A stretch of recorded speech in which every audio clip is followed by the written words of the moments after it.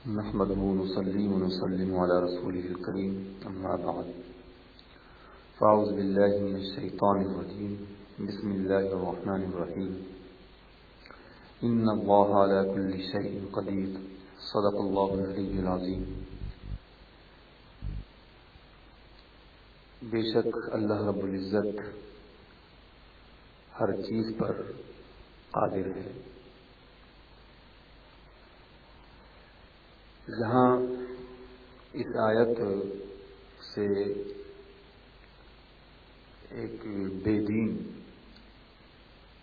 فرقے اور ایک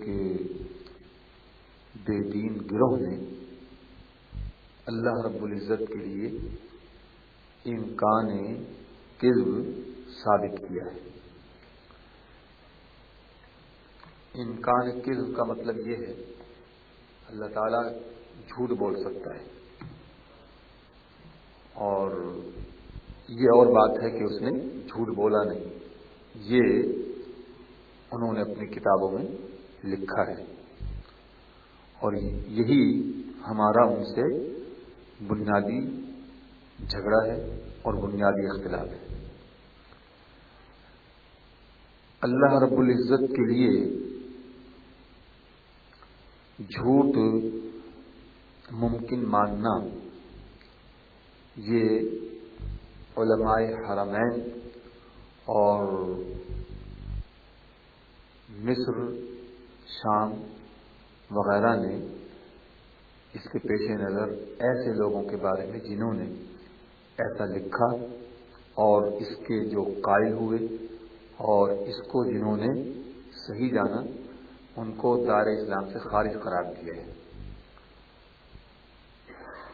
اور یہ بات کہ اللہ رب العزت کے لیے جھوٹ ممکن ہے، یہ بالکل جو ہے بے دینی ہے، اور اسی کو لادینی ہی کہنا چاہیے، اور یہ بالکل اس میں کوئی شک کی بات نہیں ہے کہ یہ لادینی ہے اور بے دینی۔ اور یہ بات تو ایسی ہے کہ اس کے بارے میں جو شک کرے تو وہ بھی دار اسلام سے خارج ہو جاتا ہے۔ اللہ رب العزت کے لیے جھوٹ ممکن ہو ہی نہیں سکتا ہے، اور سب جانتے ہیں اس بات کو کہ جھوٹ بدترین عیب ہے، اور جھوٹ ایسا عیب ہے کہ دوسرے گناہ جو ہیں ان پر جو ہے کفر اور شرک کا اطلاق نہیں کیا جا سکتا ہے، لیکن جھوٹ ایک ایسا عیب ہے اور جھوٹ ایسا گناہ ہے کہ کفر اور شرک کی حد تک بھی جو ہے یہ پہنچ جاتا ہے۔ دیکھیں کہ مشرک کیا کہتے ہیں، اللہ رب العزت کی وحدانیت کے قائل نہیں ہیں، وہ کئی خدا مانتے ہیں، دو تو مانتے ہی مانتے ہیں۔ تو اب یہ دیکھ لیں کہ اللہ تبارک و تعالی کی ذات ایک ہے، اب ان کا دو ماننا یہ جھوٹ ہے اور یہ کفر ہے۔ اسی طرح سے عیسائی حضرت سیدنا عیسیٰ علیہ السلام کو اللہ کا بیٹا قرار دیتے ہیں، یہ جھوٹ ہے اور یہ کفر ہے۔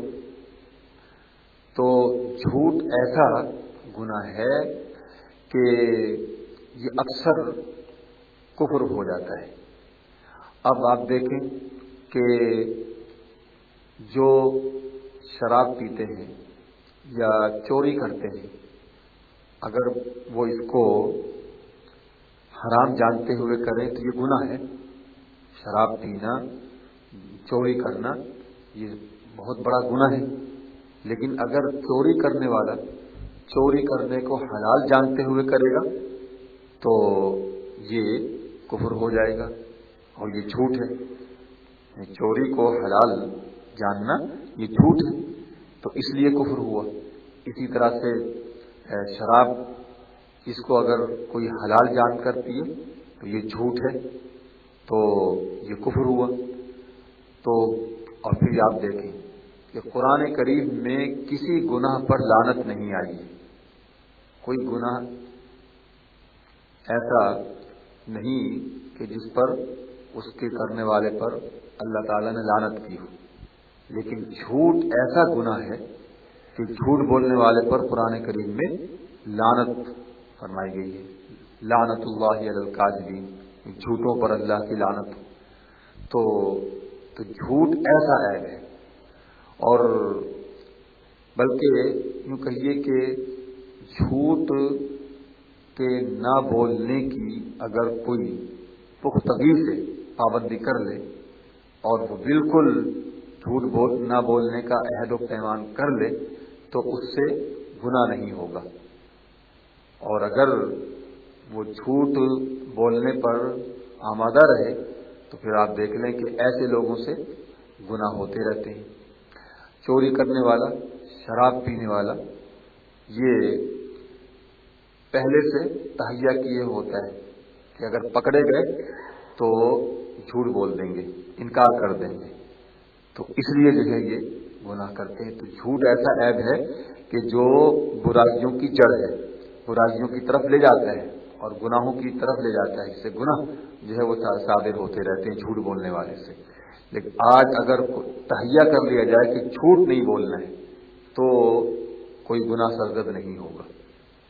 تو جھوٹ بولنے پر لوگ نہ صرف یہ کہ خیال کرتے ہیں بلکہ تصور اور اس پر عمل درآمد بھی کر لیتے ہیں، اس لیے گناہوں کا ارتکاب کرتے چلے جاتے ہیں۔ تو جھوٹ جو ہے ایسا عیب ہے، تو اللہ رب العزت کے لیے جھوٹ ممکن ماننا یہ تو بالکل بے دینی ہے، اس لیے کہ ابھی آپ نے سماعت فرمائے کہ جھوٹ ایسا عیب ہے کہ جو تمام عیبوں سے بدتر عیب ہے۔ تو اللہ رب العزت کے لیے جب ہم دوسرے عیوب سے اس کی ذات کو بری مانتے ہیں اور اللہ رب العزت کے لیے جو ہے دوسرے عیب ہم نہیں مانتے، تو جھوٹ بھی اس کی ذات کے لیے نہیں مانا جا سکتا ہے۔ جس طرح اللہ رب العزت کے لیے دوسرے عیوب ممکن نہیں ہے، مثلا چوری کرنا، شراب پینا، جھوٹ بولنا، یہ اللہ رب العزت کے لیے بالکل محال ہے، تو اسی طرح سے جو ہے یہ جھوٹ بھی اللہ رب العزت کے لیے محال بذات ہے۔ اچھا، پھر آپ یہ جانتے ہیں کہ جو جھوٹ بولتا ہو اور یا جس کی خبروں میں جھوٹ کا استعمال ہو تو سننے والوں کو اس کی خبر پر اعتبار نہیں ہوتا ہے، کوئی اعتبار ہی نہیں کرے گا کہ جس کی خبر میں جھوٹ کا استعمال ہو سکتا ہے جھوٹ بول رہا ہو، تو لوگ ایسے شخص کی بات پر اعتبار نہیں کرتے ہیں۔ تو اب آپ دیکھیں کہ اگر اللہ رب العزت کی خبروں میں جھوٹ کا احتمال مانا جائے تو پھر ایمان حاصل نہیں ہو سکتا ہے، کیونکہ ایمان کے لیے یقین ہونا ضروری ہے، تو جب یقین نہیں ہوگا تو ایمان ہی حاصل نہیں ہوگا۔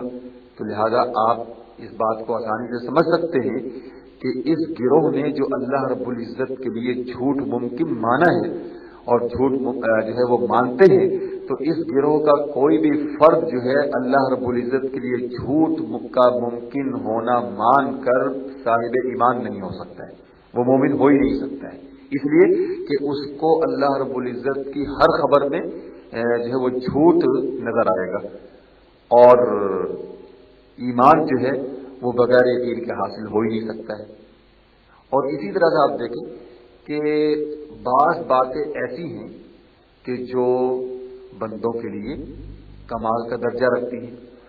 اب بندوں کے لیے دیکھیں، کھانا پینا یہ بندوں کے لیے کمال ہے، لیکن ایسی باتیں جو بندوں کے لیے کمال ہیں وہ اللہ رب العزت کے لیے بالکل جو ہے وہ عیب ہے، بالکل اللہ کے لیے جو ہے وہ محال ہے۔